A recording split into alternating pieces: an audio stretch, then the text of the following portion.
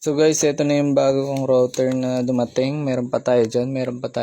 Mga order ito. Mga boss ni client natin sa Puerto Princesa, mga boss. So, ito yung setup niya for monthly, no.